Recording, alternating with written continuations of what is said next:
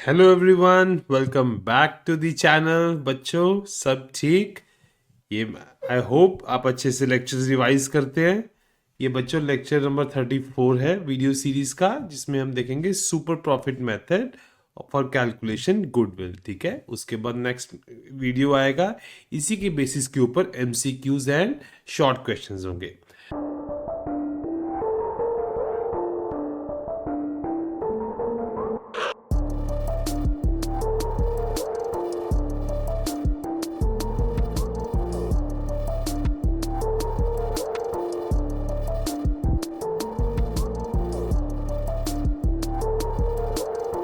Concept of super profit. Super profit बच्चों होता क्या है? सपोज रमेश ने अपनी कोई किराना की शॉप खोली, ठीक है, जिसमें 10 लाख उसने इन्वेस्ट करा।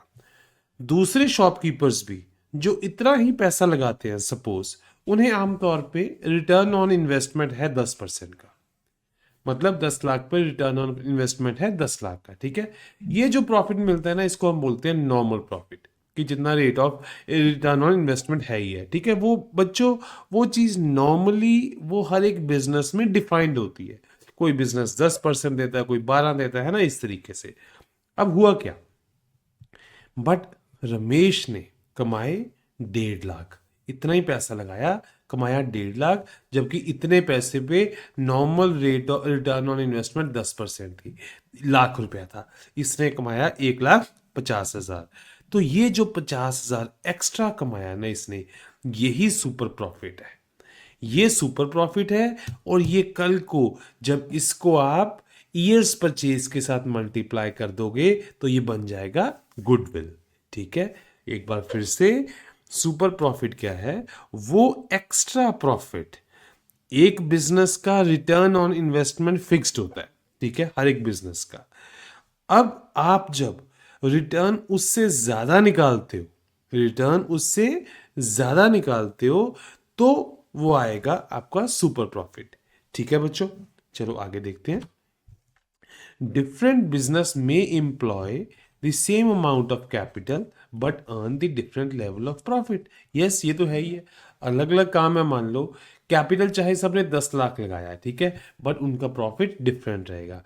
तो नॉर्मल प्रॉफिट क्या है बच्चों? नॉर्मल प्रॉफिट क्या है? जो रिटर्न नॉर्मल परसेंटेज पे लगता है। ठीक है, जैसे गिवन होता है कि भाई 8% है, 9% है ना।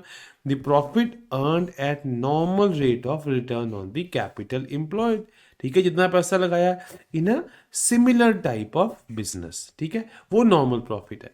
सुपर प्रॉफिट क्या है? वो एक्स्ट्रा प्रॉफिट जो आपने कमाया। देखो, आपने नॉर्मल प्रॉफिट आपको गिवन था, आपने एक्चुअल प्रॉफिट कुछ कमाया, जो आपने एक्सेस कमाया ना, वो था सुपर प्रॉफिट। ठीक है, super profit is actual average profit जो आपने कमाया माइनस नॉर्मल प्रॉफिट। ठीक है, ये सुपर प्रॉफिट है। अब देखो, अब मैं बताता हूँ इसको कैलकुलेशन करते कैसे हैं इसकी। सबसे पहले अब गुडविल कैसे निकलेगी? सुपर प्रॉफिट पता लग गया, नंबर ऑफ ईयर्स परचेज निकल जाएंगे, उसको मल्टीप्लाई कर दोगे तो गुडविल आ जाएगी। तो सुपर प्रॉफिट इज, और बट एंड सुपर प्रॉफिट क्या होगा? It is actual average profit minus normal profit. ठीक है, एक्चुअल एवरेज प्रॉफिट कौन सा? जो आपने कमाया होगा, ठीक है, जो आपकी बैलेंस शीट्स में दिखेगा, ठीक है, वो एक्चुअल एवरेज प्रॉफिट है। उसमें से नॉर्मल प्रॉफिट को माइनस करोगे, सुपर प्रॉफिट आ जाएगा। अच्छा सर, तो ये नॉर्मल प्रॉफिट कैसे निकलेगा? देखो, बीच बीच में आएगा। नॉर्मल प्रॉफिट निकलेगा जितना कैपिटल एम्प्लॉय करा आपने, जितना कैपिटल लगाया है, ठीक है, उस बिजनेस में, याद रखना है, उस बिजनेस में जितना कैपिटल लगाया है into normal rate of return. बच्चों, मैंने देखो इस चीज पे बहुत फोकस करा है कि जितना कैपिटल उस बिजनेस में लगाया है, ठीक है, आगे जाके आपको पता लगेगा कि जितने का जितना पैसा हम उस बिजनेस में लगाते हैं, वो सारा उसी बिजनेस में नहीं लगा होता, वो और भी जगह पे लगता है। वो कैसे, वो आपको पता लगेगा। ठीक है, अब गुड, इस ये पता लग गया, ये तीन मेथड, ये तीन फॉर्मूले से कैलकुलेट होगा। सबसे पहले नॉर्मल प्रॉफिट कैलकुलेट करेंगे, ठीक है, कैपिटल एम्प्लॉयड जो नॉर्मल रेट ऑफ रिटर्न। अब एक्चुअल आपने तो कमाई ली है, जो डिफरेंस आएगा सुपर प्रॉफिट आ जाएगा। सुपर प्रॉफिट को मल्टीप्लाई कर देंगे नंबर ऑफ ईयर्स परचेज से, तो गुडविल आ जाएगा। ठीक है, तो goodwill of ₹1 lakh calculated through super profit method for 3 years purchase simply means that in the next 3 years the firm is expected to earn rupees 1 lakh more than normal profit. यही मतलब हुआ ना कि जो 1 लाख गुडविल है, इसका मतलब है ये आप अगले 3 सालों में नॉर्मल प्रॉफिट से 1 लाख रुपया ज्यादा कमाओगे टोटल। यही मतलब है ना। In other words, this 1 lakh represents the extra profit of the firm is likely to earn because of its good reputation. आपने ज्यादा पैसा तभी कमाया है ना नॉर्मल प्रॉफिट से, that is due to the goodwill. Okay, अब बच्चों इसमें एक टर्म यूज हुआ है कैपिटल एम्प्लॉयड, जिसको मैंने हाईलाइट भी करा है। इसको थोड़ा डिटेल से देखते हैं कि ये मतलब क्या है कैपिटल एम्प्लॉयड का। देखो, capital employed simply means that the actual amount of money invested in the core business, आपने core business में कितना पैसा लगाया है, that is capital employed. When you invest capital, assets get created, ठीक है ना। जब आप बिजनेस में पैसा लगाओगे कैपिटल की फॉर्म में, ठीक है, पार्टनर कैपिटल लेके आता है ना, तो क्या बनाता है, एसेट बनाता है। In fact capital equals to net assets, यही है फॉर्मूला, तो यही है ना। फॉर्मूला क्या है बेसिकली, देखो, assets is equals to outside liability plus capital, यही है। तो कैपिटल निकालना हो तो नेट एसेट क्या होता है, asset minus outside liability is net asset, जो इनफैक्ट कैपिटल ही होता है, ठीक है। अब कहना क्या चाहता है ये कि but not every asset shown in the balance sheet is a real business asset. कहता है कोई भी जो एसेट आपने बिजनेस में शो करा है बैलेंस शीट में, वो जरूरी नहीं है कि वो अपने बिजनेस का एसेट है। अब देखते हैं कैसे। सपोज आपकी बैलेंस शीट में गुडविल एक एसेट शो हो रहा है, ठीक है, गुडविल। क्या आपको इसका फायदा है कोई गुडविल का, क्या आप इससे पैसा इन कैश कर सकते हो, तो इसका मतलब ये बेकार है आपके लिए, तो ये कैपिटल एम्प्लॉयड में शो करने की जरूरत नहीं है। अच्छा, प्रीपेड एक्सपेंस है, क्या आप इससे कुछ पैसा ले सकते हो, ठीक है, नो। तो बट ये बैलेंस शीट में है, तो फिर मतलब ये रियलाइजेबल एसेट्स नहीं है। तो आपको जब कैपिटल एम्प्लॉय करना है, देखो बच्चों क्या होता है, जब कैपिटल का मतलब क्या है, सबसे पहले याद रखो, कैपिटल का मतलब है कि जो फर्म के नेट एसेट्स है, ठीक है, फर्म के नेट एसेट्स है ना, वही कैपिटल एम्प्लॉयड है। बट आपने ये निकालते टाइम जो एसेट्स जिनकी रियलाइजेबल वैल्यू नहीं है उनको कंसीडर नहीं करना, ठीक है। मतलब कहने का मतलब, अब जैसे सपोज बच्चों देखो, ये जो गुडविल है ये तो बेकार की एसेट में पड़ी हुई है, अदरवाइज तो ये निकलनी थी, ठीक है, तो पहले कैपिटल से निकाल दो। अच्छा, प्रीपेड एक्सपेंस है, प्रीपेड एक्सपेंस मतलब आपने पिछले साल कुछ ज्यादा पैसा दे दिया था, पर आपने अब आपके अकाउंट से पैसा निकल चुका है, मतलब अब वो एसेट है नहीं किसी बात का, पर आप बस उसको शो नहीं कर रहे, आप उसको साथ लेके चले हुए हो, ठीक है। तो ये जब आपने कैपिटल एम्प्लॉयड निकालना होता है ना, तो इनको आपने कंसीडर नहीं करना। आगे देखो, आपको एक और चीजें बताते हैं स्टार्टिंग से। देखो, सबसे पहले नॉन कोर इन्वेस्टमेंट्स, ये क्या है। सपोज आपकी फार्मा की कंपनी है, मान लो मेडिसिन में ट्रेड करती है, आपने 1 करोड़ की कैपिटल लगा रखी है, आपने कहा लो सर बात ही बहुत अच्छी होगी, ये तो 1 करोड़ की कैपिटल लग गई, कैपिटल एम्प्लॉयड इज 1 करोड़। पर नहीं, जब आपकी बैलेंस शीट देखी, आपने उसमें से 30 लाख के तो रिलायंस के शेयर ले रखे थे। आपके पैसे जो आपने फर्म में कैपिटल लगाई, भाई साहब उसका यूज हो गया 30 लाख के शेयर लेने में।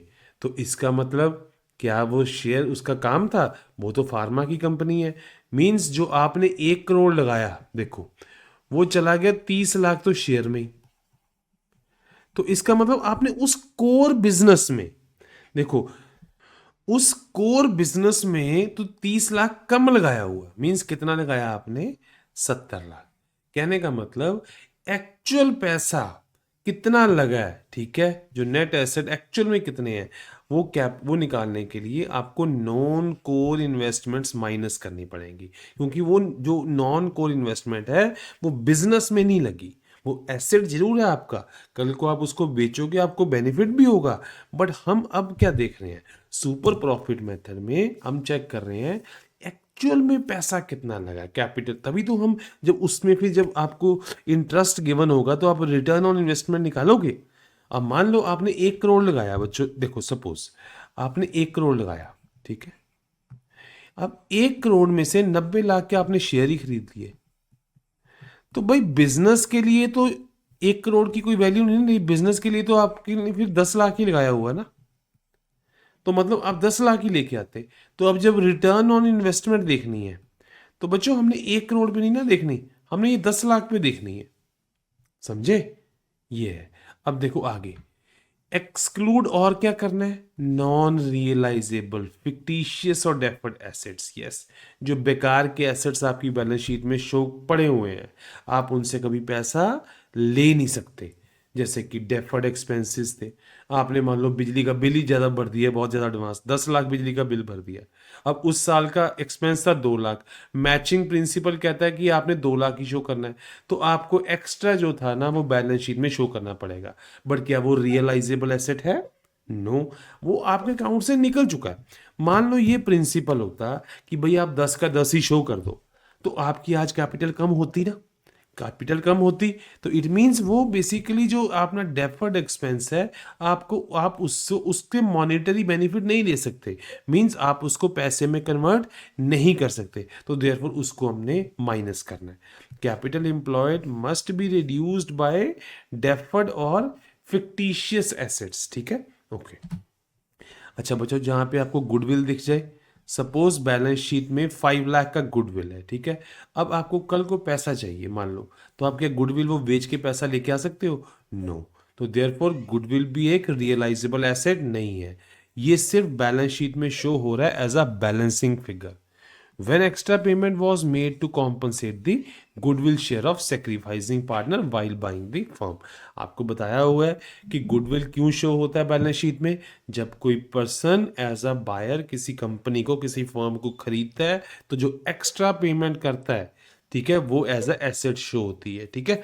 तो क्या वो एसेट को आप बेच सकते हो? नहीं, वो बेच नहीं सकते। इनफैक्ट अकाउंटिंग स्टैंडर्ड 26 के अकॉर्डिंग जब भी कॉन्स्टिट्यूशन चेंज होगा तो गुडविल को राइट ऑफ करना पड़ेगा, मतलब वो पार्टनर की कैपिटल से निकलेगी, बिकॉज एसेट अकाउंट को आप क्रेडिट करोगे, एसेट अकाउंट को आप क्रेडिट कर दोगे to partners capital account debit, partner capital account को डेबिट कर दोगे, तो उस समय ये वैल्यू वैसे ही राइट ऑफ हो जाएगी।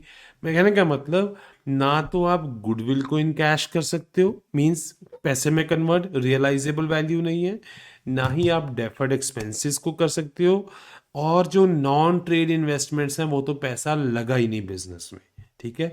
तो कैपिटल एम्प्लॉयड निकालने टाइम आपको ये चीज़ें माइनस करनी पड़ेंगी, ठीक है। Capital employed refers to the actual capital invested in the business to generate the profit.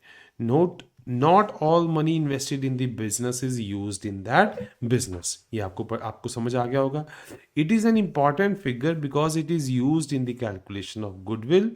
Capital employed can be calculated using the balance sheet and there are two main approaches। अच्छा, अब मैं आपको balance sheet दिखाएंगे, आपको बड़ा मजा आ जाना, आपने कहना एकदम से सर ये कैपिटल एम्प्लॉयड है, बट नहीं, आपने ध्यान देना थोड़ा, ठीक है। अब दो अप्रोचें हैं बच्चों कैलकुलेट करने की, एक लाइबिलिटी साइड अप्रोच है, एक एसेट साइड अप्रोच है। क्यों?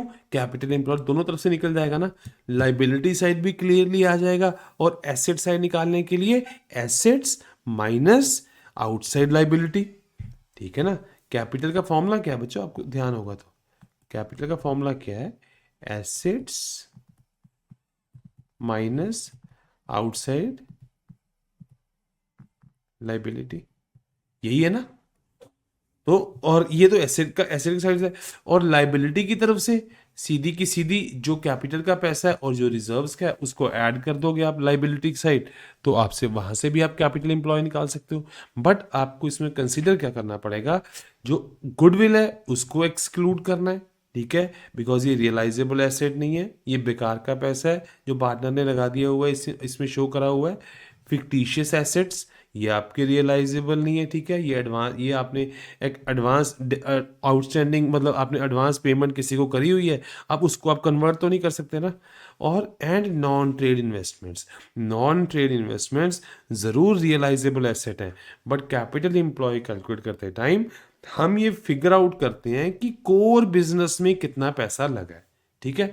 अब कैपिटल एम्प्लॉयड ये दोनों मेथड से कैलकुलेट करी जा सकती है और उनका आंसर बिल्कुल सेम आता है। मैं आपको एक बैलेंस शीट की एग्जांपल दूंगा, उससे आपको क्लियर होगा। ठीक है, देखो ये बैलेंस शीट है किसी कंपनी की। ठीक है, अब हमने निकालना है कैपिटल एम्प्लॉयड बच्चों। ठीक है, कैपिटल एम्प्लॉयड सबसे पहले देखते हैं लाइबिलिटी साइड अप्रोच। ठीक है, आपने देखा ये लाइबिलिटी साइड है, तो सर ये देखो अमन भास्कर का ये कैपिटल है। अच्छा, जनरल रिजर्व भी होता है, चलो सर ये दो चीज़ें ऐड कर देते हैं सारी। तो सर ये तो बन गई कैपिटल एम्प्लॉयड 2,90,000। आप मुझे यही बोलोगे ना कि सर ये तो ये आ गई, पर नहीं, आपने कैपिटल एम्प्लॉयड करते टाइम आपने क्या क्या और माइनस करना है, गुडविल। जब कैपिटल एम्प्लॉयड निकालनी है आपने वो माइनस करनी पड़ेगी। आप 30,000 ये माइनस करो। अच्छा, और देखो क्या है, ये ट्रेड इन्वेस्टमेंट्स हैं, ये तो कंसिडर करनी पड़ेंगी। डेफर्ड एक्सपेंसेस आप -10,000 ये करो। अच्छा, और कुछ है माइनस करने हो, नहीं। ठीक है, तो ये आपको 40,000 माइनस करना पड़ेगा, तो आंसर आ जाएगा आपका 2,50,000। ये मतलब ये आपने निकाल लिया लाइबिलिटी साइड से 2.5 लाख। 2.5 लाख की कैपिटल वो निकाली ना आपने लाइबिलिटी। अब हम चलते हैं एसेट साइड से। एसेट साइड से क्या करना पड़ेगा बच्चों, नेट एसेट्स, नेट एसेट्स निकाल लो। ठीक है, मींस एसेट्स माइनस लाइबिलिटीज। अब टोटल एसेट्स कितने थे, 3,90,000 के टोटल एसेट्स थे ना, minus outside liability. Outside liability देखो बच्चों कितनी है, ये आउटसाइड लाइबिलिटी है, यही है ना। देखो 1 लाख रुपया ये आउटसाइड लाइबिलिटी है। 390 में से 190 गया, बचा 290, ये बचा ना। अब सर इसको 290 को केला नहीं, इसमें से आपको वो भी माइनस करना पड़ेगा, एसेट्स जो बोगस हैं, जो रियलाइजेबल नहीं है। 30,000 ये माइनस करो और 10 ये माइनस करो। जब 40 माइनस करोगे तो बच्चों सेम आंसर आ जाएगा आपके पास, 2.5 लाख कैपिटल एम्प्लॉयड आ जाएगी। कि मतलब इस फर्म में इतना पैसा एक्चुअल में लगा हुआ है। ठीक है, इस तरीके से कैलकुलेट करते हैं बच्चों। ठीक है, अब एक बार trade and non trade investment में आपको बता दूं, ट्रेड इन्वेस्टमेंट वो इन्वेस्टमेंट है जो बिजनेस ने अपनी ट्रेड के रिलेटेड इन्वेस्टमेंट करी है। ठीक है, फॉर एग्जाम्पल सपोज कार बनाने वाली कंपनी है, अगर वो स्टील में इन्वेस्ट करती है बहुत ज़्यादा, ठीक है, स्टील में, सो दैट उसका ये टारगेट है ताकि उसको अच्छे से स्टील की सप्लाई मिल जाए, उसमें स्टील में इन्वेस्ट करा, तो ये ट्रेड इन्वेस्टमेंट मानी जाएगी बच्चों। ठीक है, ओके। अब एक रिटेल चेन है, सपोज रिटेल चेन है, वो लॉजिस्टिक कंपनी में इन्वेस्ट करती है ताकि उनका सप्लाई चेन अच्छा हो सके, डिलीवरी अच्छी हो सके, तो ये ट्रेड इन्वेस्टमेंट है, मतलब बिजनेस रिलेटेड इन्वेस्टमेंट है बेसिकली। समझे, ये ट्रेड इन्वेस्टमेंट देखो, ये हम पहले क्या कह रहे थे कि एक तो हो कोर उसी बिजनेस में लगा हो, या उस बिजनेस के साथ रिलेटेड जो उस बिजनेस को बेनिफिट देगा, या उस बिजनेस को बेनिफिट देगा। जैसे सपोज आपको डिलीवरी का चाहिए, आपका काम है डिलीवरी का, आप डिलीवरी पार्टनर हो, तो अगर आप उस फर्म में इन्वेस्टमेंट करते हो जहां पे आपकी डिलीवरी और बेटर हो सके, जैसे लॉजिस्टिक कंपनी में, तो वो ट्रेड इन्वेस्टमेंट मानी जाएगी। ठीक है, अच्छा नॉन ट्रेड इन्वेस्टमेंट क्या है, एग्जाम्पल देखते हैं। सपोज फार्मास्यूटिकल कंपनी है, काम ये है गवर्नमेंट बॉन्ड्स परचेज कर रही है। ठीक है, आईटी कंपनी है, वो शेयर्स परचेज कर रही है ताकि उसको डिविडेंड मिल सके। तो ये नॉन ट्रेड इन्वेस्टमेंट्स हैं, ये आपको कंसिडर नहीं करनी, इनका कोई रोल नहीं है। ठीक है, ये नहीं मानी जाएंगी इन्वेस्टमेंट है। आगे बच्चों आप एक एग्जांपल देखो, देखो इलस्ट्रेशन नंबर 10 है टीएस गरेवाल वॉल्यूम 1 का। ठीक है, टीएस गरेवाल वॉल्यूम 1 का, देखो ये क्या कह रहा है, कहता Sunny and Rohan were partners. Sunny Rohan दो पार्टनर्स हैं, पीएसआर गिवन है 2:1। ठीक है, उनके बुक्स में कैपिटल इंप्लॉयड है 7 लाख, मतलब ऑलरेडी कैपिटल इंप्लॉयड आपको गिवन है। ठीक है, तो then average profit earn by the firm were 90,000। 90,000 average profit है। गुडविल की वैल्यू निकालनी है, 5 ईयर परचेज है, और 5 year purchase of super profit method के through, assuming that normal rate of return is 10%। बच्चों देखो 10% नॉर्मल रेट ऑफ रिटर्न है ना, इसका मतलब इसका प्रॉफिट कितना आएगा। अब आप क्या, मैं को सोल्यूशन देखो आप सोल्यूशन देखो, सबसे पहला step calculate normal profit. Normal profit निकाल लो, कैपिटल एम्प्लॉयड कितना है 7 लाख, तो होना कितना चाहिए था, कितना 10% के हिसाब से 70,000, मतलब आम तौर पे कोई भी बंदा होता तो 70,000 कमाता है। ठीक है, अच्छा आपने कितना कमाया, आपको एवरेज प्रॉफिट गिवन है 90,000, 90,000 आपको गिवन है, कमाना 70 था तो 20 आपने कमाया। सुपर प्रॉफिट कितना आ गया? 20,000। तो गुडविल निकालने के लिए सुपर प्रॉफिट को नंबर ऑफ ईयर्स परचेज से मल्टीप्लाई कर दो। 20,000 को 5 से मल्टीप्लाई करा तो ये आ गया 1 लाख।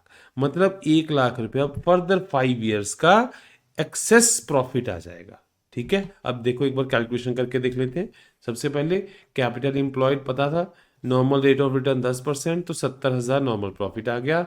सुपर प्रॉफिट निकालना है तो जो एवरेज प्रॉफिट है, ठीक है, जो आपकी फर्म ने कमाया है एक्चुअल में, जो गिवन है क्वेश्चन में, ठीक है, ये क्वेश्चन में गिवन है, जो 90,000 कमाया है, 70,000 कमाना बनता था, बिकॉज हर एक बंदा इसी लेवल का यही कमाता है। 20,000 सुपर प्रॉफिट आ गया, और गुडविल कैलकुलेट करने के लिए सुपर प्रॉफिट को ईएस परचेज कर मल्टीप्लाई करो, 1 लाख बच्चों गुडविल आ गया। ठीक है, अब मैं आपको एक और एग्जांपल देता हूं जिसमें ट्रेड इन्वेस्टमेंट्स भी आएंगी। ट्रेड इन्वेस्टमेंट्स इसमें आएंगी। ठीक है, ये बैलेंस शीट गिवन है। ठीक है, 390 बन रहा है। ठीक है, हमने निकालना है क्या बच्चों? देखो, अब आगे आप इसको देखते जाओ। सबसे पहले पार्टनर की कैपिटल, हमने यही बात याद रखना, गुडविल कंसीडर नहीं करनी, ट्रेड इन्वेस्टमेंट्स ये कंसीडर कर लेते हैं, डेफर्ड एक्सपेंडिचर कंसीडर नहीं करने। ठीक है, ये चीजें होंगी। अब चाहे आप लाइबिलिटी साइड अप्रोच यूज करो, चाहे एसेट साइड, आपकी कैपिटल एम्प्लॉयड निकल जाएगी। ठीक है ना, बहुत इजीली। हमने पहले भी, मैंने ये मेथड ऑलरेडी डिस्कस कर लिया है। अगर आप लाइबिलिटी साइड यूज करोगे, आप ये कंसिडर करोगे, ठीक है, इनमें से ये माइनस कर दोगे।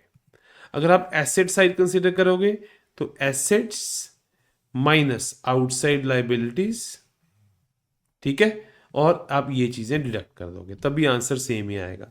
चाहे आप करके देख लो। लाइबिलिटी साइड अप्रोच से करके देखते हैं एक बार बच्चों।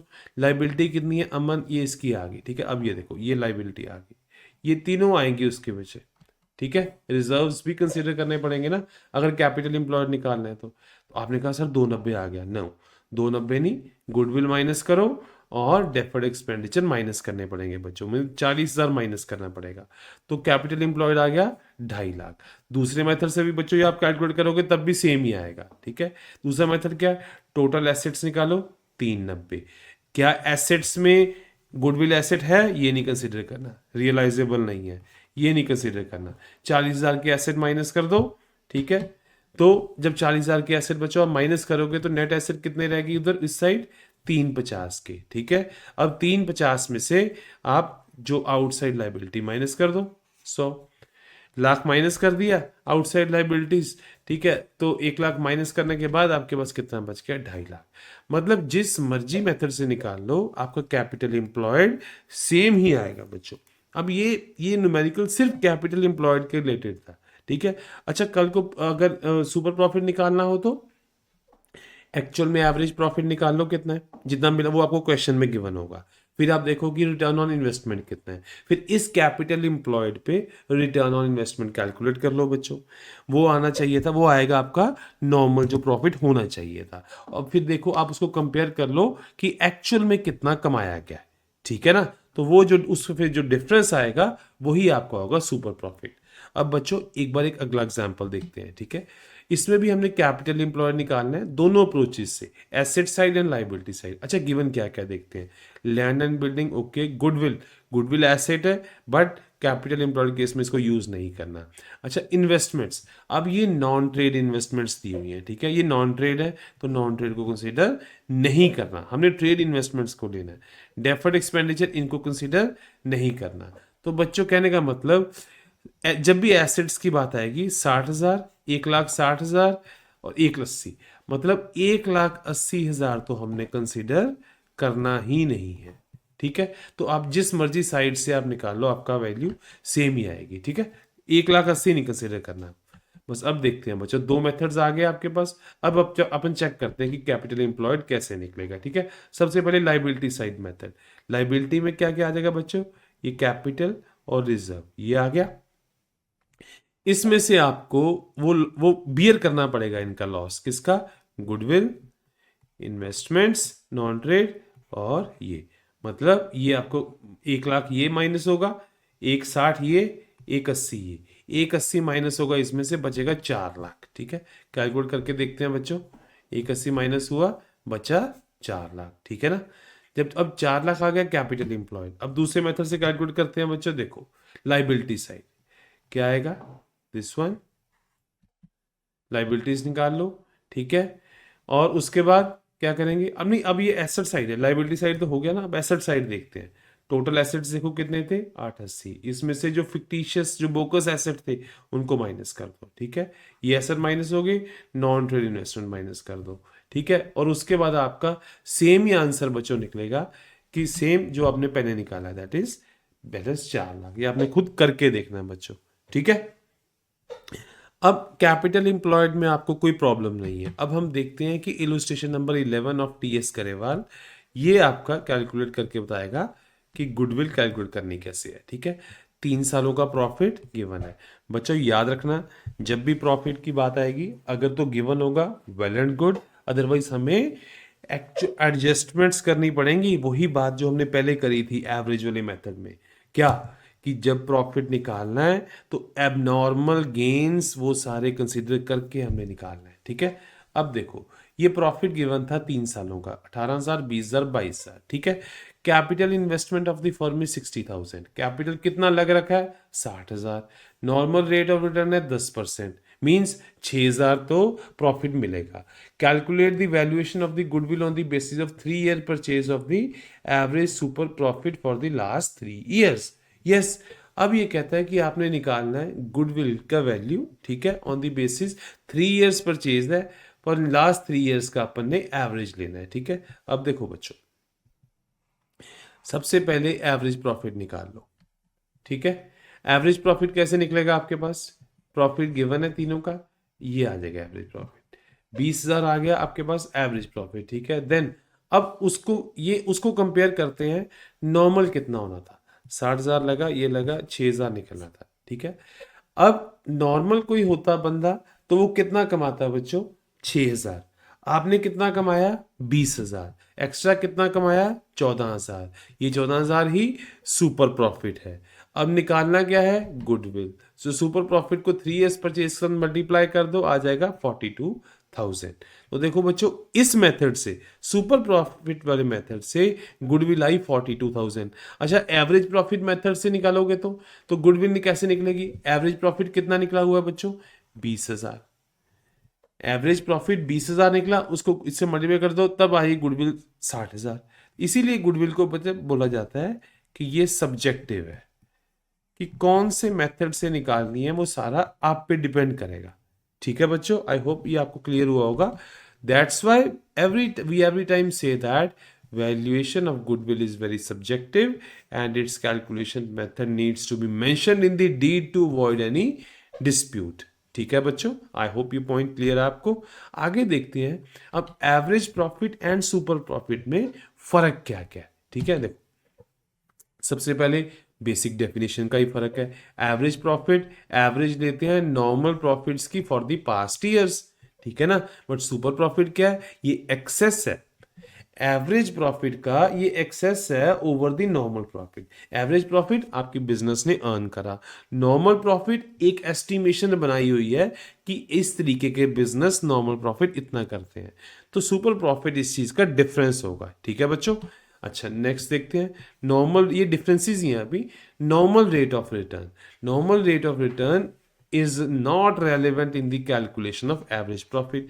एवरेज प्रॉफिट निकालते टाइम तो हमें बिल्कुल जरूरत नहीं पड़ती ना, हमें प्रॉफिट गिवन होते हैं तो हम उससे उसकी एवरेज लेते हैं। अच्छा, सुपर प्रॉफिट जब निकालना है तो क्या होगा, एवरेज प्रॉफिट तो आपने निकाल ही लिया, जब कैपिटल इंप्लॉयड की बात आएगी तब आपको परसेंटेज उसमें शेयर शो करना पड़ेगा, ठीक है। तो normal rate of return is considered while calculating this super profit.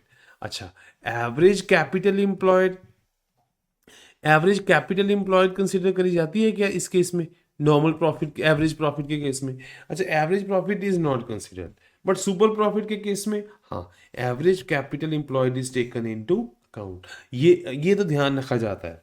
क्यों, क्योंकि जब आपने एवरेज, जब आपके पता होगा कि आपका इतना है पिछले कुछ सालों में, फिर ही आप उसको कंपेयर करोगे ना कि जो नॉर्मल रेट ऑफ रिटर्न के साथ। देयरफॉर एवरेज कैपिटल एम्प्लॉयड ये सुपर प्रॉफिट के लिए रेलेवेंट है, बट एवरेज प्रॉफिट मेथड के लिए वो रेलेवेंट नहीं है, ठीक है। उसके बाद रेलेवेंस ऑफ वैल्यूइंग गुडविल। अच्छा, गुडविल को रेलेवेंस क्या है जब उसकी वैल्यूएशन करने की? एवरेज प्रॉफिट मेथड के थ्रू होता क्या है, हम एवरेज प्रॉफिट मेथड एक तो यूज करते हैं जब एवरेज प्रॉफिट निकालना है, तो मतलब एवरेज प्रॉफिट की रेलेवेंस एक तो एवरेज प्रॉफिट मेथड में आती है, सुपर प्रॉफिट मेथड में आती है एंड कैपिटलाइजेशन मेथड में आती है, ठीक है। बट सुपर प्रॉफिट की रेलेवेंस उसकी एवरेज प्रॉफिट मेथड में कोई रेलेवेंस नहीं है, उसकी स्टार्टिंग ही सुपर प्रॉफिट मेथड से होती है and capitalisation of super profit method से होती है, जो हम आगे पढ़ेंगे, ठीक है। आई होप बच्चों ये लेक्चर आपको अच्छे से समझ आया होगा। कोई भी डाउट आए आप कमेंट सेक्शन में डालें। वीडियो को बच्चों बार बार देखें, पॉज करके देखें, सो दैट आपकी अंडरस्टैंडिंग ज्यादा से ज्यादा बढ़ सके, ठीक है। नेक्स्ट लेक्चर बच्चों इसी की बेसिस के ऊपर एमसीक्यूज होंगे। आई होप आपको बहुत ही अच्छे से समझ आया, आपने फुल फोकस के साथ ये लेक्चर देखा है, ठीक है। तो चलो, अगर बच्चों ये लेक्चर अच्छा लगा हो आपको, अपने फ्रेंड्स फैमिली के साथ ज़रूर शेयर करें और चैनल को लाइक शेयर एंड सब्सक्राइब ज़रूर करना है। इसी से हमारा मोटिवेशन, हमारी एनर्जी बरकरार रहती है। थैंक यू सो मच बच्चों।